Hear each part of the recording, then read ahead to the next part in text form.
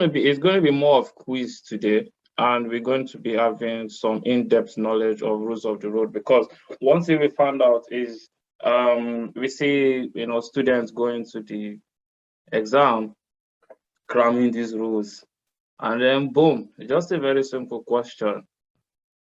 How many nautical mile will you consider is a giveaway? And then boom, people are not able to re-explain even though they know what they're saying. So easy, we're going to be breaking it down. I'm not going to be rushing us with too many questions today, but we're going to be explaining it fully as well. I'm just going to share a slide that I prepared today. Give me a second. So,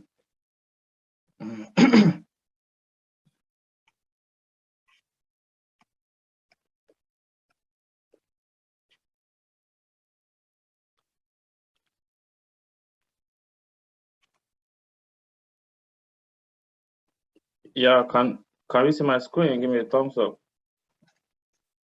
Yeah. So yeah, testing our knowledge on rules of the road. I'm starting with the rule 2. Yeah, so let's go there. Can someone help me? What does rule 2 say?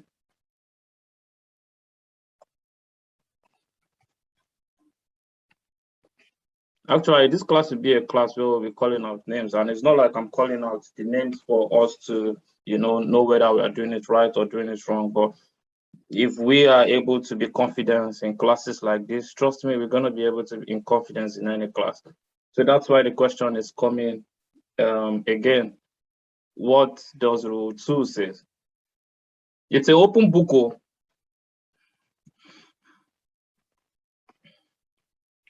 I'll start. They say ladies first. Beatrice, please tell me, what does rule 2 say? JJ, I'm coming to you. Okay, good evening, sir. Good Rule evening. 2 is responsibility, and it says that nothing in the road shall exonerate any vessel or the master or the crew or the owner from the consequences of any neglect to comply with the rules, or any neglect of any precaution which may be required by the ordinary practice of seamen or by the special circumstances of the case. That's interesting. Are you reading from somewhere, or like I said, it's an open book? I just want to know, are you reading from somewhere, or you quoting it? Because the way you're quoting it, I'm giving you respect. Yes, I read it out from somewhere. No, very I'm good. not quoting it. Oh. Well, that's interesting now. I'm coming back to you because you answered this question. Kelvin, tell me what's rule 2? What does it say? Now let's not just quote it. Let's explain it. What's rule 2 say? Okay, can you hear me? Loud and clear. I hear you. Rule 2 says every verse, this rule shall not exonerate any vessel or the owner, master of crew thereof, from the consequences of complying with the rule. So what is basically saying, especially in the second paragraph, when it's saying by the ordinary practice of seamen, is practically telling you that although you are to comply with the rule, but that does not mean you should not use common sense, meaning you can actually deviate from the rule in some circumstances to avoid collision or anything at all that will put your vessel in danger. Yeah. I think that makes Yeah, we get it there. We get it there. Honestly, you're really trying. You really did well as well. Thanks. Now let's see someone that is smiling there. JJ, give me what's route 2? What's route 2 telling us?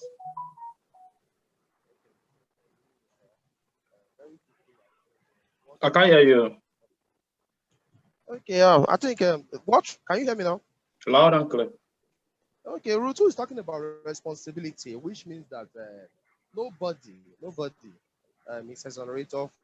is exonerated from not complying to the rules, which include the master, even the ship owner, That means, in neglecting anything that have to do with the rule. I think that should be in part A. And part B is talking about if it's possible to deviate from the rule in order to avoid collision.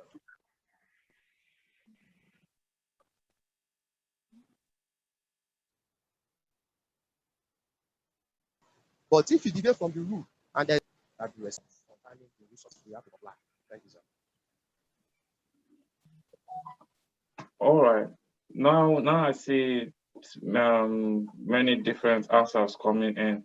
My own question is, and which is the question from orals, is why is this rule written? What's the aim of Rule 2A? Now we've said it. I'm coming back. We're going to start with Beatrice. What was the aim of this Rule 2A?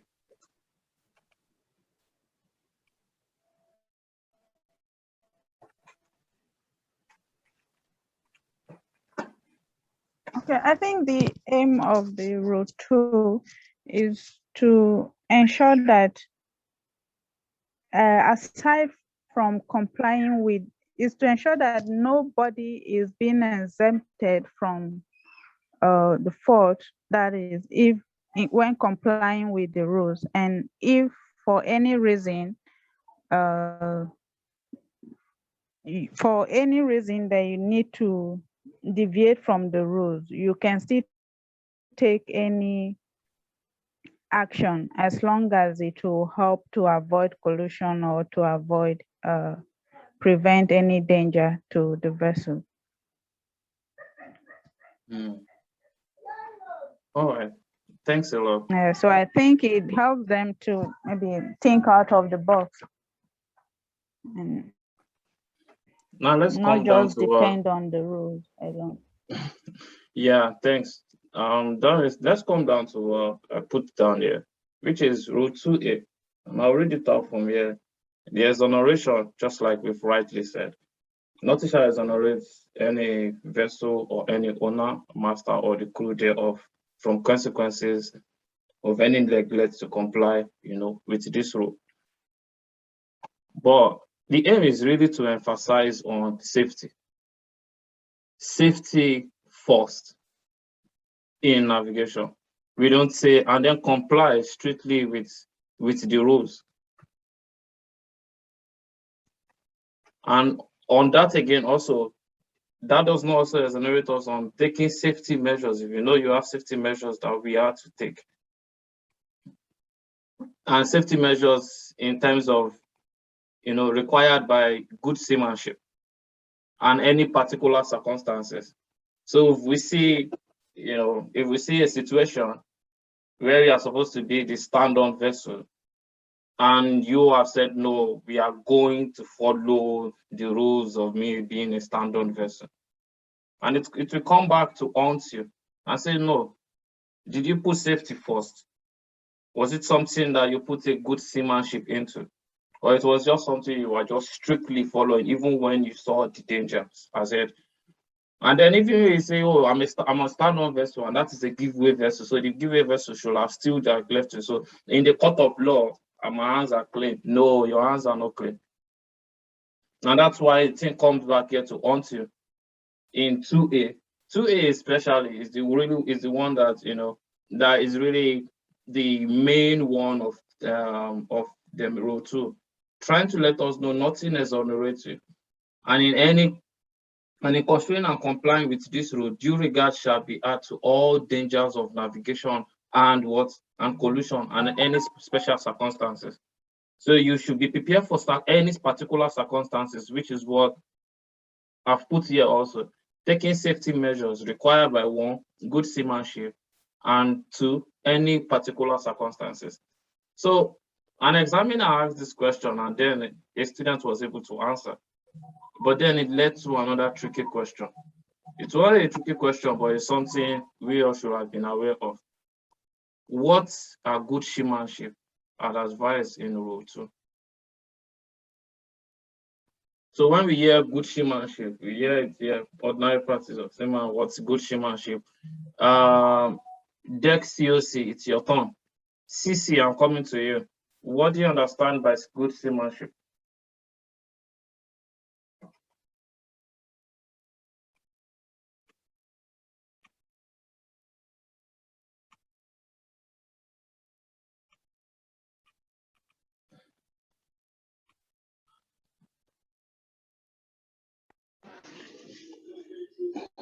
Hello.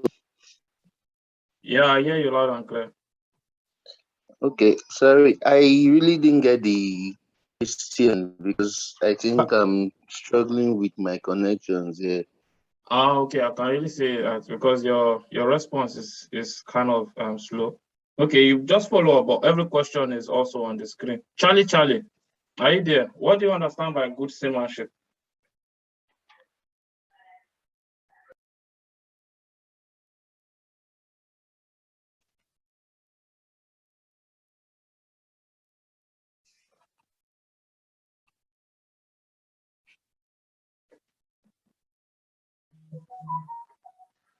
I will throw this one open to the house. Uma,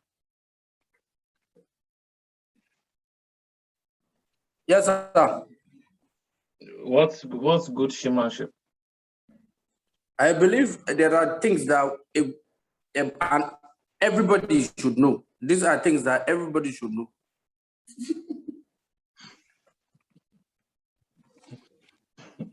So what you're saying is common sense. Yes, common sense. Things that common sense as a seaman. You know, the common sense of a seaman is different from the common sense of a layman.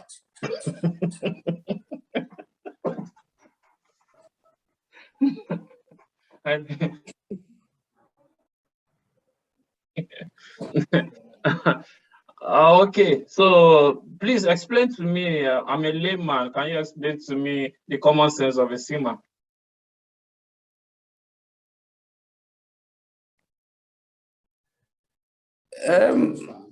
We should think fast and we should know, like, safety should be our priorities.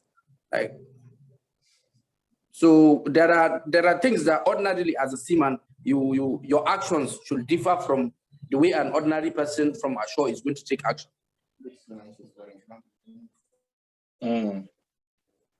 Yeah. So what makes it differ is the point there. What makes it differ is the examiner asking. And this is really coming as Yes, an oral question. Because I believe we are principled and we have things that are guiding us. Let me give an example. Like in a head-on situation, ordinarily as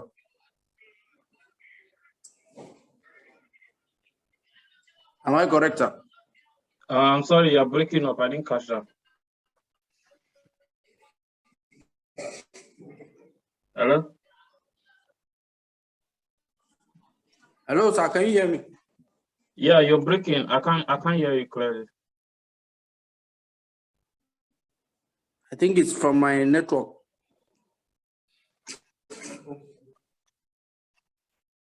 I can hear you, Umar. So Umar give an example that in a head-on situation, ordinarily both vessels are supposed to alter their course to starboard. So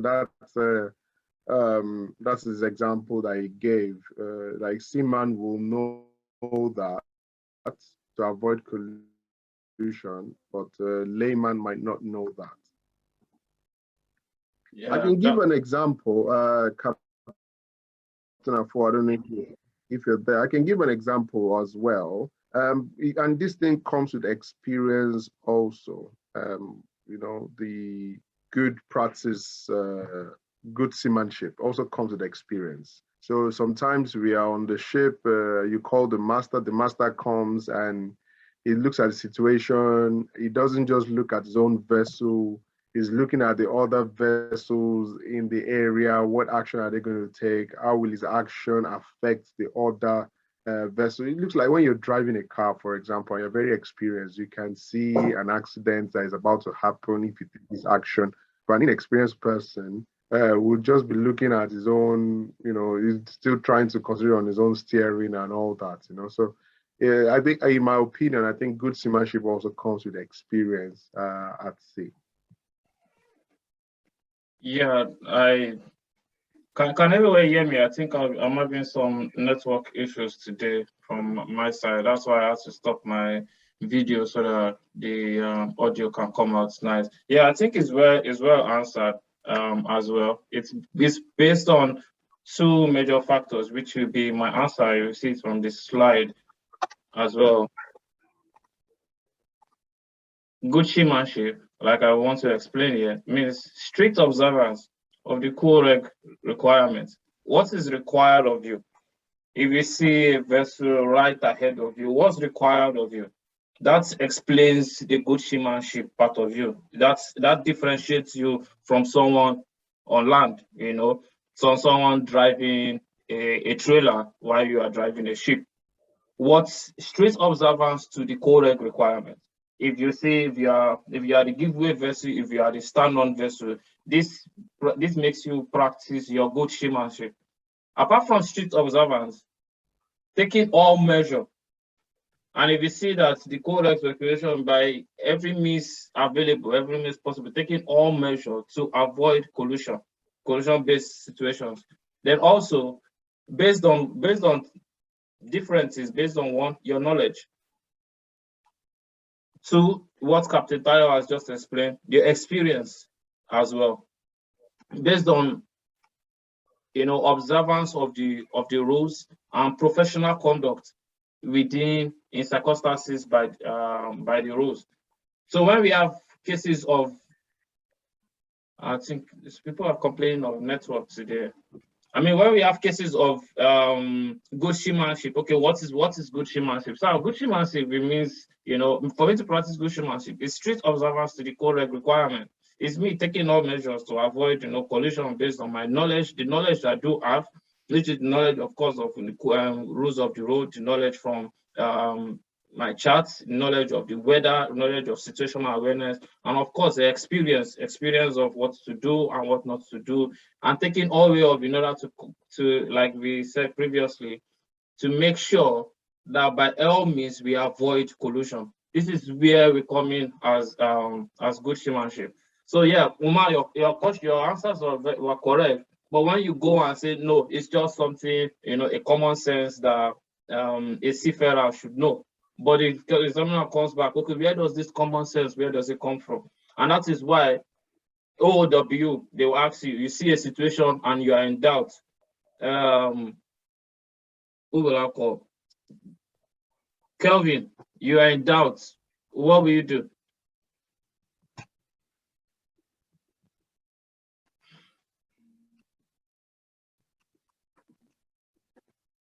Another person can answer me. If you're in doubt of a situation or a collision situation, what is it that you're required to do as an OW or a mate? I think the audio is disturbing. Yeah, Kevin, we can hear you. Am I audible? Yes, you are. Okay, yeah, you called me. You said, what should I do? Please, can you come? If you are in doubt of a situation at sea, what action will you take? As the master or as the OW, as the chief officer? Okay, the rule said if you are in doubt, you should slacken your speed or you take all the way or so you can have enough time to analyze the situation. Or you can as well call the master. At least to get professional advice on what to do. That was interesting. Captain Tayo, what would you have expected if Officer Kelvin was with you, sir? I would expect him to inform me, not if or not, it maybe feels as an option, another option, not as an other option at all. You should inform the master you're in doubt. It's part of the night orders. It's part of the standing orders you have as well. In any situation you are in doubt, please call me. It's there. You sign it every night. I don't know if you read it, but you sign it. And if you don't,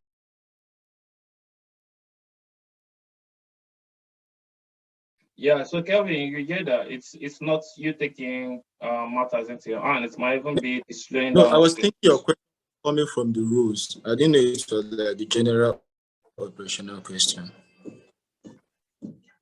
So, like in the rule, where it states that you are in doubt, you should slacken your speed or you take all the way off by stopping or reducing your, your engine to. So I was giving you my answer based on the rules. Yeah, that's fine.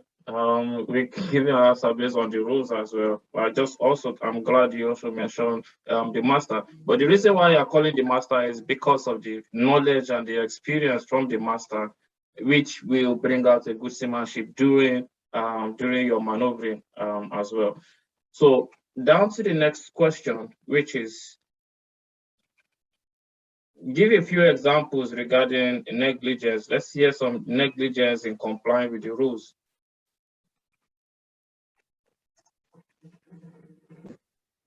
Okay, that's it to me. Okay, negligence in complying with the rules can deal with not keeping proper lookouts and going at a safe speed, proper lookouts. Yeah, I think those two also. I have a comeback question on that. So when you say safe speed, what is safe speed to you, Kevin? A speed at which you can bring your vessel to. Let me say the speed you can bring your vessel to, to a stop, to a distance to the prevailing circumstances, the developing situations in front of you. The safe speed has to do with, the stopping distance of the vessel. So if you have a situation developing, let me say, 0.5 nautical miles from you, you need to go at a speed at which you can stop before you get to that particular situation going on. Why do you choose stop as your reference point for safety? You're breaking. Why did you use stop? You say the distance at which you can stop. Why did you use stop as your reference for safe speed?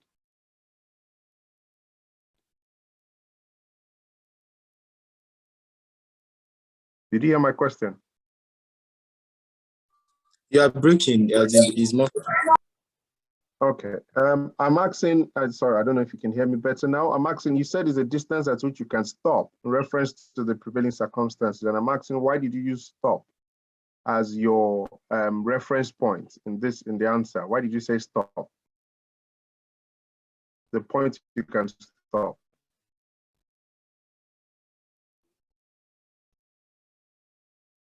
Can anybody hear me? Anybody else hear me, please? Yeah, we can hear you. I can hear you from here. We can hear you clearly. All right then. Thanks. Oh yes, please go ahead if you have an answer to this.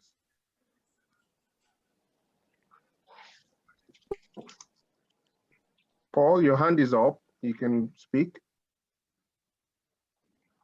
If it's a mistake, you can bring it down. All right. The reason I asked that question is this. I don't think the rule says safe speed is about how you stop when you stop.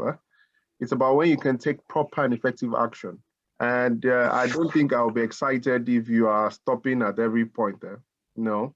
So proper and effective action does not necessarily mean stop. It could mean alter your course as well. So I just wanted to emphasize on that stop because it was saying when you can stop in a prevailing. I don't agree that is when you can stop. I don't want to stop. I have ETAs to keep with the charterers. You cannot be stopping in every 20 minutes because it's a prevailing. That's what you want. No, it's taking proper and effective action. And even the rule where you probably prefer an alteration of course, even before talking about reduction of speed, and all that. So it's not stop, and I don't want us to fall into that trap. Sorry, Captain Busayo, you can go ahead, sir. Yeah, and I just wanted to also say, assuming you are in a narrow channel, there's nobody going to expect it to just stop, especially so you don't turn the vessel to another evergreen situation. But yeah, so let's hear the rule says nothing in this rule exonerate any vessels or the owner, master, or crew thereof from the consequences of any neglect to comply with this rule, or of the neglect of any precaution which may be required by ordinary practice of seamen. So the neglect of precaution, which might be required by ordinary practice of seaman. This looks interesting. This looks easy. But JJ, you wanna explain that part for me? What's neglect? Well, give me an example of any neglect to comply with the rules or neglect of precaution. Yeah, I can hear you, sir. Sorry, I'm babysitting as well. So when we talk about the negligence or neglect of any precaution which may be required by the ordinary practice of seaman here, is talking about we not complying with the rules according to how the rules supposed to be or how we're supposed to apply the rules. For example, as my colleague have said before, maintaining a safe speed at all time, maintaining a proper lookout, determine if a risk of collision will occur and taking action to avoid collision, or even applying the sounds and warning signal appropriately, I mean, at the right time that it's supposed to do. These are the things that must be put into place, and we must not neglect it as a seaman that is keeping a watch in the bridge and complying with the rules of the road. Yeah, that makes sense. Daniel, give me one way you can neglect to comply with the rules of the road. An example here.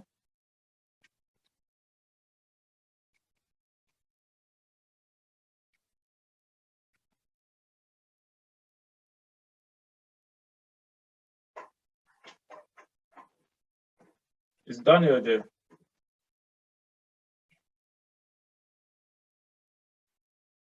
Daniel, Charlie. Let's talk about examples regarding negligence in complying with the rules of the road.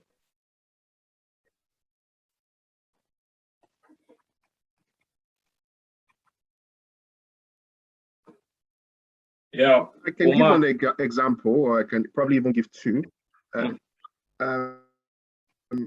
Let me give an example, especially for those of us in the offshore, maybe closer to coast.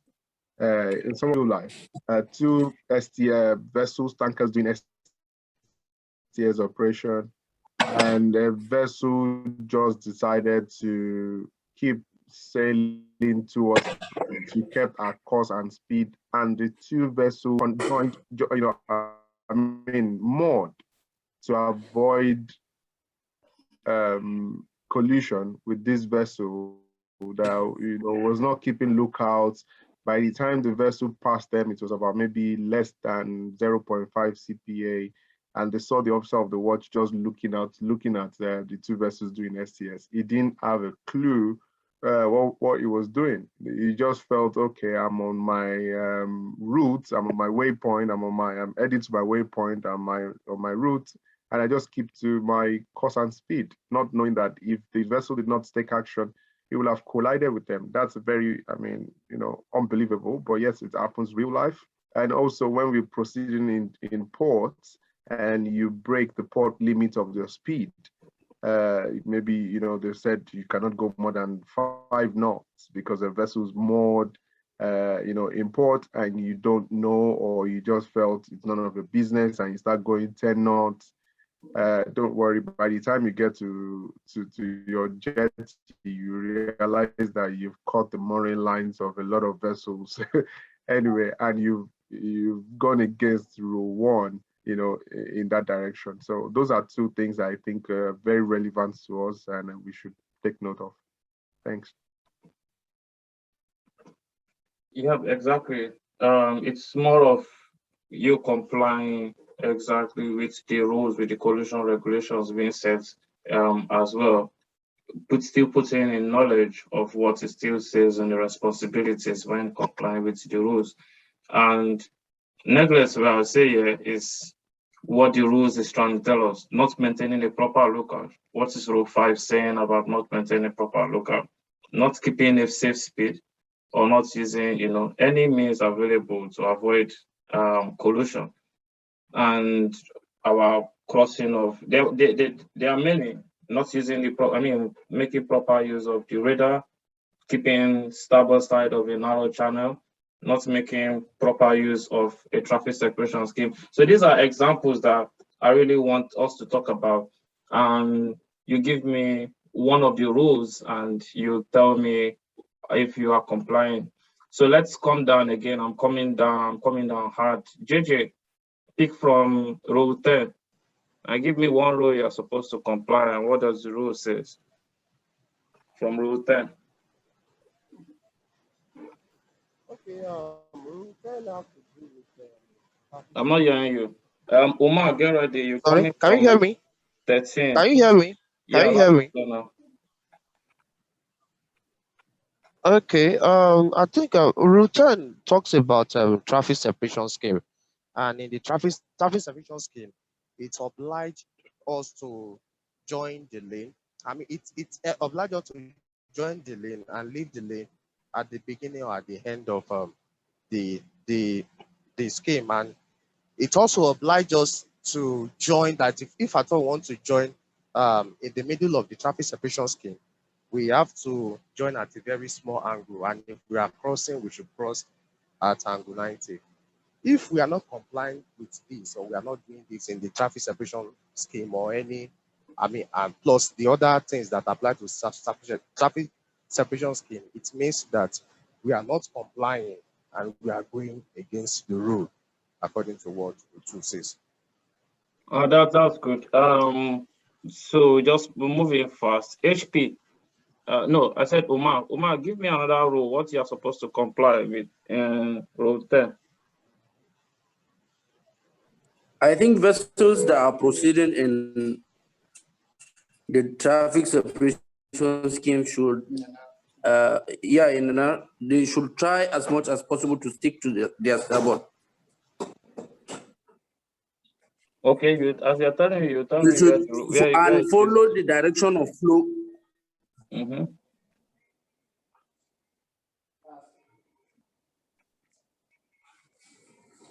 Should I give more? Sorry, I didn't hear you. I didn't catch you. You're breaking up. Okay, I said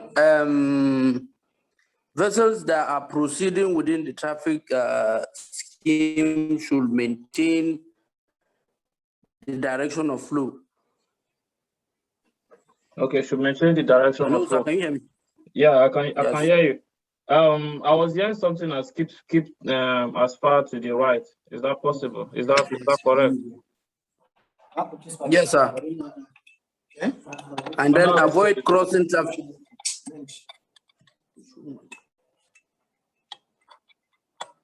Umar. Yes, can you hear me, sir? Yeah, I'm hearing you. We keep to our right in a traffic separation. Yes, scheme. you should also avoid crossing the traffic lane, but if obliged to do so, if a vessel is obliged to do so, she shall do so.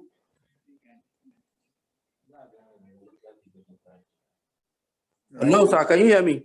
Yes, we can hear Yeah, you. we can hear you. We can hear you. Okay. When you're crossing the traffic separation scheme, you should cross at angle 90. And when you're joining, you should join at a small angle. All right. I thought I heard something as keep to the right as much as possible for traffic separation scheme. No, that was 9. That was about 9. Oh, okay. Yes. So let's go down to 9 now. Kelvin, you're in narrow channel. Let's discuss. What are you supposed to do? What is the rule requiring you to do in narrow channel?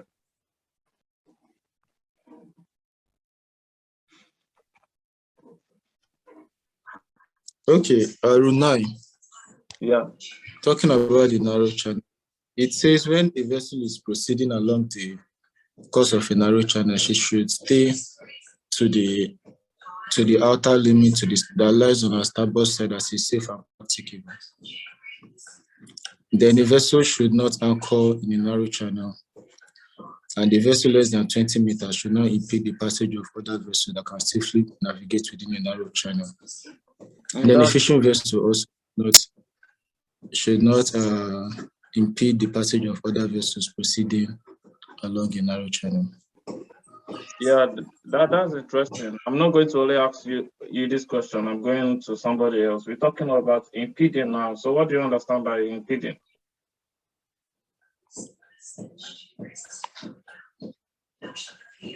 I didn't catch that. What? I mean, you're saying impeding and you're saying it with so much juice in it. Impede. So let's get your knowledge on impede.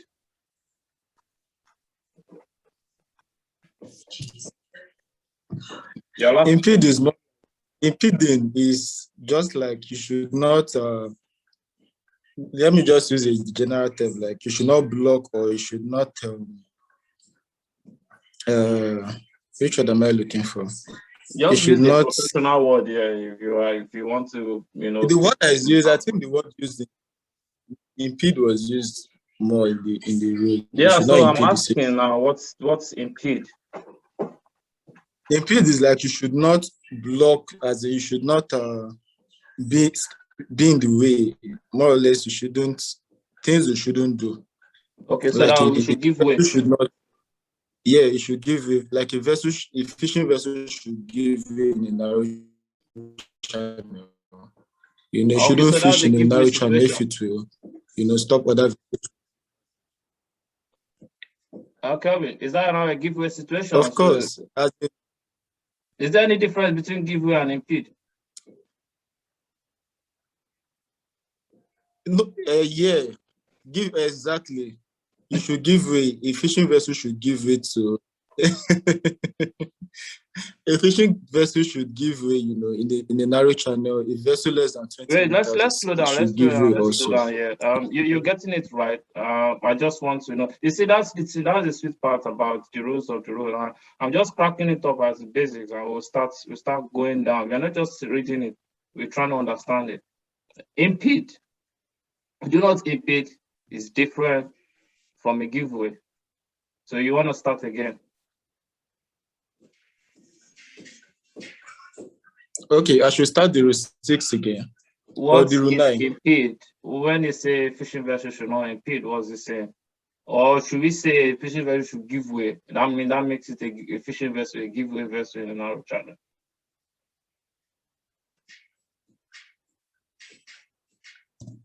When you're in doubt, what will you do?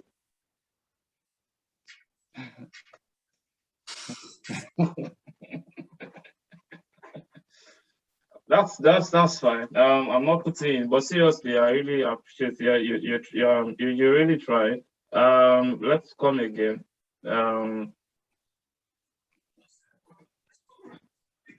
Okay. Beatrice, are you there? Yes, sir. Yeah, give me definition. Let's see the definition of impede. Fishing vessel, impede. Are we saying the fishing vessel should give way? Yes, it means she should not obstruct the passage of other vessels that ought to pass through. So she is to give way.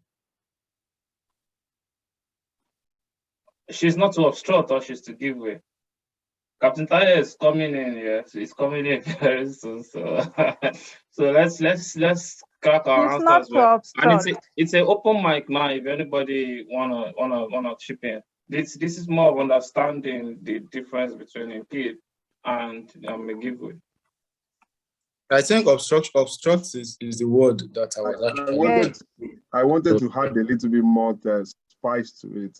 That what would be the difference between passage and safe passage?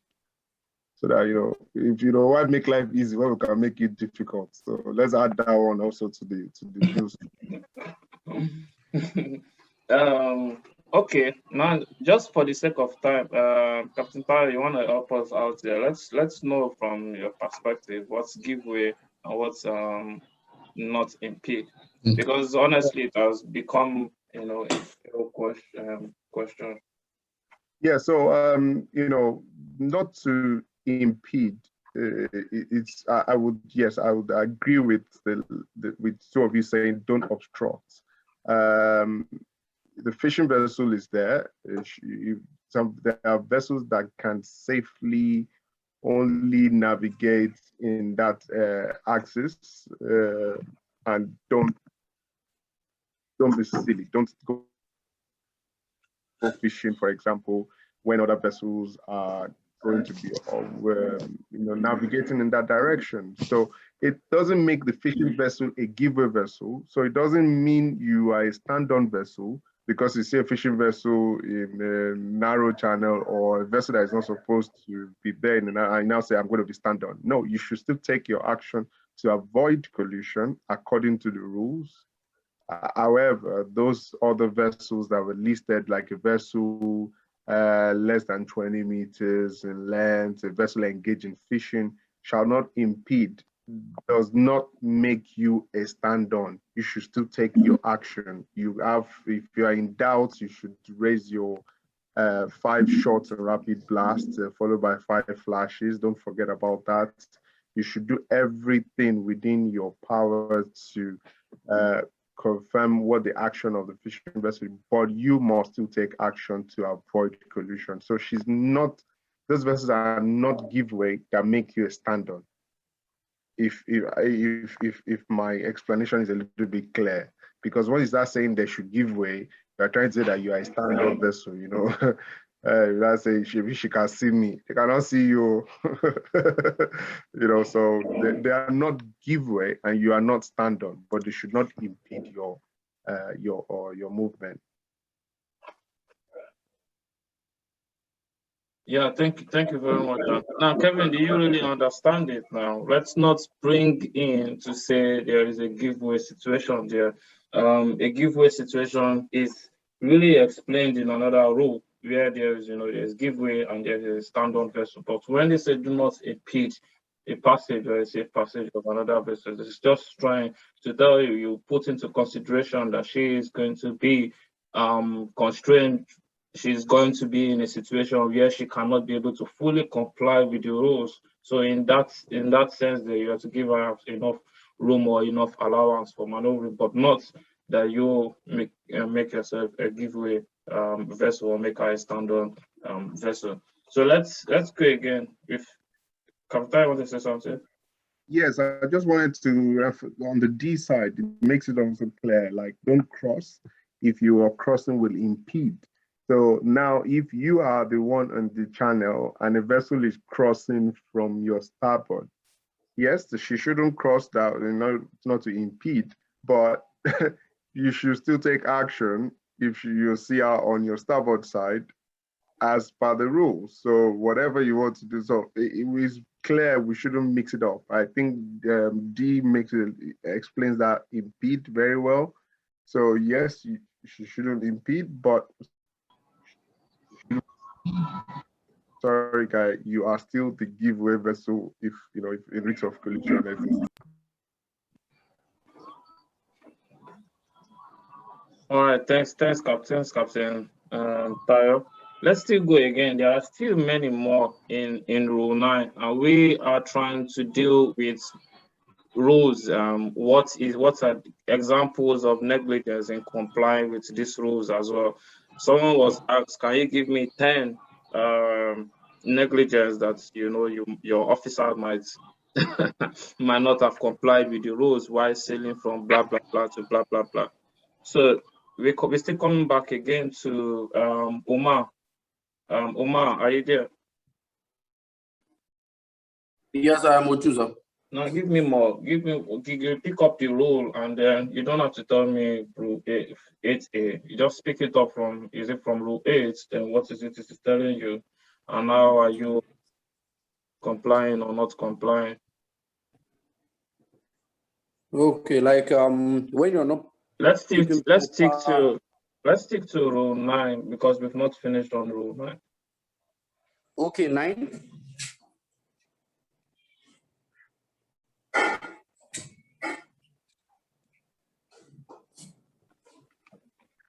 I believe when you're not keeping to the right-hand side of the channel. Oh, okay.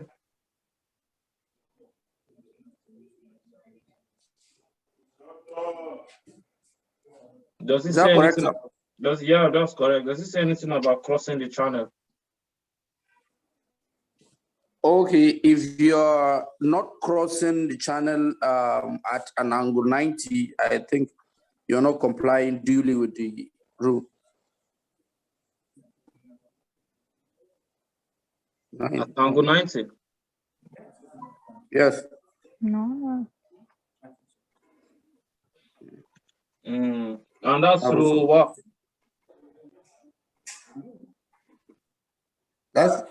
I thought you said in generally, or Yeah, should I stick narrow to 9? channel. Narrow channel is what we are still we're dealing with narrow channel. Okay. So you say we can't cross it. We can't cross 90 degree, correct? Okay. No, I'm asking. Huh? We can't cross the narrow channel 90 degree.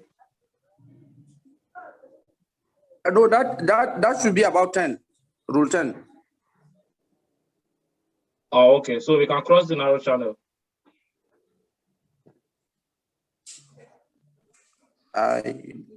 If the need arises, I think you can.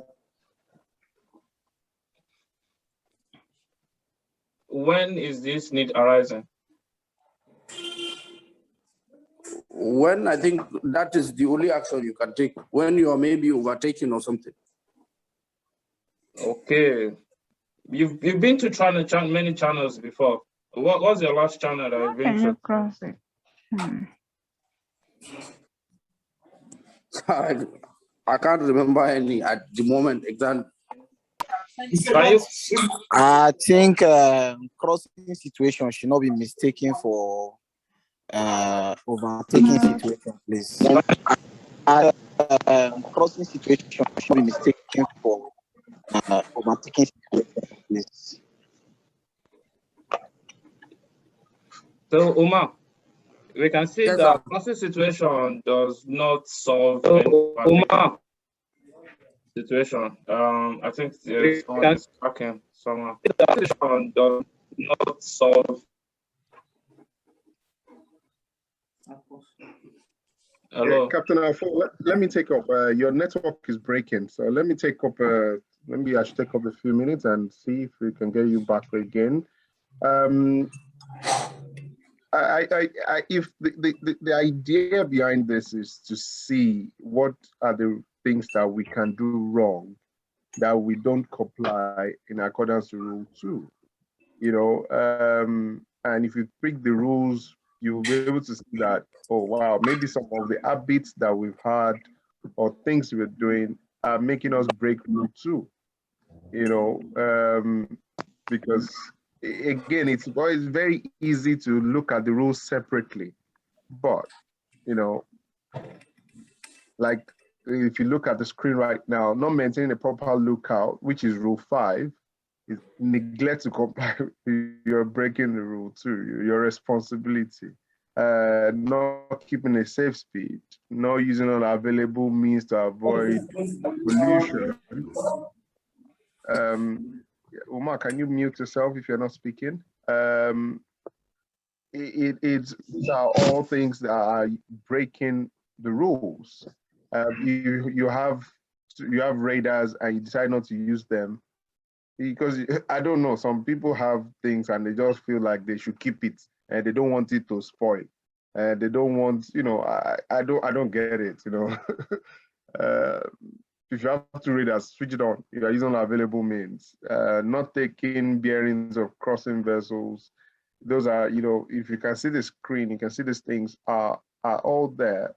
Traffic separation scheme, for example, if you are not keeping to the starboard side, you are always on the fast lane when you are driving. You don't know that other people want to overtake. Things like that. Not carrying out correct navigation lights and shapes. So you see that they are in different parts, but it's your responsibility that you are failing at. And it doesn't show competence. It doesn't show the good practice of seamen. You can move to the next slide if you have another slide. Yes, another one is not sounding fog signal. When last did you sound fog signal? You don't want to disturb the captain, so it is not sound fog signal. you know, that's you breaking is a neglect to comply with the rule. Okay. Do you have another slide, Captain Afol? No, Or is the no. next? On this question, this is just examples of the slide. There are many. Yeah. All right then. Thank you so much for that. So if we know what this is, more or less trying to put the heart of rules of the road together. They don't work individually. Even rule one, I like rule one a lot. You know, rule one, you'll be able to see is Genesis. It's the genesis of all the rules, and you cannot pick one and don't pick the other. And we can see that this is rule two. This is the very beginning, and we can see all the things that if you don't do in other stuffs, you are already breaking rule two. So this is, you know, in the syllabus, they say you must have the knowledge of the content and of the intent. You know, the contents, what's the third one? I think there are three things: the contents, the intent. At this level where you become, when you start going for chief mates and master, the intention of the rule is very important. So this is what Captain Afolabi has brought us to today to do, to understand the intention of the rule. It is really deep. It's master level. You know, Umar, can you mute yourself, please? Yes, sir. Thanks. Just so it is chief mate, is management level we are talking about now. The intention of the rule, the aim. Why do you have this rule? Because if you understand why, it's easy for you to now know how to apply it. Okay. And when you go into your orals, you have confidence. It's not, you see, now I have to even say this. This is not just about oral. Even job interview nowadays, you are doing orals. I don't know if any of you have witnessed it. The interview is like orals now. They do some IOCs. They will invite you to come to their office and do attitude test. Then they will now do interview again. So the confidence at which you talk about these things will make them know if they want to employ you or not. Okay. And you're not just there for bread and butter only. You are there as a professional. You know, that's how we this class, that we want to be professionals in what we do. You know, we just don't want to have COC. We want to be able to explain it, break it down, and have PhD rules of the road. So, you know, like all the Captain, where is he? Captain Oliver. You know, all those people that have a PhD rules of the road. Or maybe it's going to be, next one will be Beatrice, that will have a PhD rules of the road. So we like this, I like this discussion. Thank you so much, Captain Afolabi, for breaking it down like this. There's no way you break it down like this and people will not know that you have knowledge of what you're doing. You are even excited, you know, to share it. You know, it's going to be sinking. And again, in anything, guys, please don't forget, don't be overconfident. When you're in doubt, it's written your night orders, it's your day orders, standing orders. Call the master, inform the master. Those things, inform the master. I'm in doubt. These are my actions I'm taking. And the captain comes to the bridge, does not relieve you of your obligation. Or, you know, you have to explain to him, okay, these are the actions I've taken. This was what I want to take. And ask, oh, sorry, what do you think, Captain, about this action? Okay. So yes, I like this, Captain Afo. Maybe I don't know what's the plan for the next one as well, so that we can see how all the rules link up with one another. Good practice of seaman comes to experience. You know, just gather the experience. Read the books in your manual, in your library. Don't let it just gather dust on the ship. You know, those books, read them once in a while. Once. If you cannot sleep, when you start reading them, you fall asleep. Sure, you get. They are good to make you fall asleep. All right. Thanks. I don't know if anybody has any particular question on what we've discussed today. I like it. I like the fact that we've discussed it actually, and not just as a basketballs, but as to go into the depth of it. JJ, just the flex for where you did, have it, no problem. XOC, enjoy. Any question on what we've discussed? Yes, in inform. Amiserio, go ahead. Good evening, Capi. Good evening, I sir. just want to be very clear about something. Is it really necessary that we have to cram these rules from the the numbers from the first to the last? If we are asked about a particular rule, okay, can we at least need to refer to either a booklet or something that will make us have a look at the rule, or do we really need to cram it? As a deck officer, let me answer. I'll give you the answer. As a deck officer, what is your job? That you don't know the rule. As I say in the syllabus, if you open the syllabus, I'll point it out. You need to have an understanding of the knowledge. I think there are three things. I know the knowledge and the intent, of the content. Yes, knowledge of the content and intent of the rule. How do you explain to me that you have the knowledge of the content? So I don't want you to cram it. And I feel that if you spend enough time, it's like on something, you'll be able to quote it. Like if you're a pastor, will I tell you that you should be quoting the scriptures before they pay tithe and offering? No. So if this is where your tithe and offering is coming from, my brother, quote the scriptures. It's not that difficult. It's not that difficult if you spend time on it very well. You know your mother. Do you know your boyfriend's phone number? You might not know it the first time, but after some time, you know the number. You see, so that's how it works. Kevin, I don't know if there are some things line for line. Before when there's love songs, people used to know the lyrics of the song. They're not even paying you, lyrics of the song. All those plantation boys, people know it, love songs.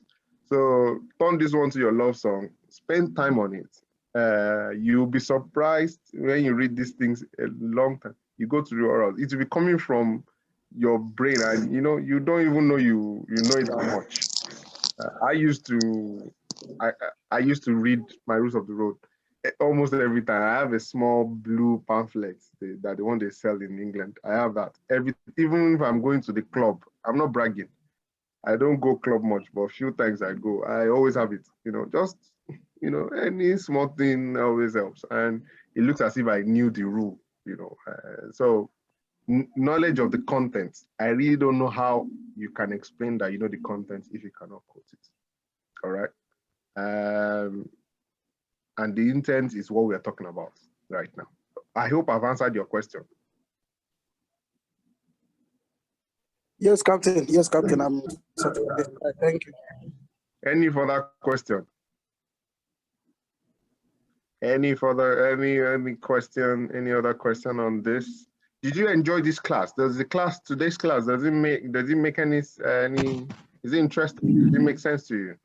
Yes, it's very interesting. It makes sense. So it's, being able to break. Now, what we'll discuss today, go and teach somebody about it as well. Go and teach somebody about it as well and say, this thing in rule 2, the reason they wrote that thing is because so that if you do this, you have broken this part. You are now like, you're preaching like a pastor. When pastors are talking, they will quote Genesis. They will now go and quote something in Revelation. They will now put something at Matthew. And at the end of the day, everybody shouts, starting up, you are doing, hey, speak up, pastor, you are, before they know what's up. We are supposed to collect tithe and offering today, everybody could just do that. So that's the same idea behind it. You'll be able to tag along. You quickly realize, oh, I'm trying to, I'm in a narrow channel, I want to overtake, or I'm in a narrow channel, somebody is crossing, am I supposed to impede? Am I supposed to use, somebody's disturbing us? Who is on mute? Dex Yossi, mute your mic, please. Somebody is supposed to, where am I supposed to get my Dexiosi, please mute yourself. Yeah, thank you. 5 short and rapid blast. Where is that written in the rule? You know, you are in narrow channel. You're already thinking about 5 short and rapid blast. So you are connecting everything like spider webs. Again, is ordinary parties of cinema. Okay, it doesn't happen one day. Don't worry, it will happen. You know, life is good. Any further question, please? If not, then we can round up the class. Captain Josh, thanks for stopping by. Uma, if you like say now you Captain Afolabi like today pass. Yes, sir. No problem. No problem. That's good. Excellency, well done. Kevin, I hope Yes, we were able to solve that part, that impede and giveaway. Next week we'll talk about safe passage. I think it's safe passage. What does safe passage mean? Okay, we'll find somewhere to talk about that one. Olatobi, don't worry.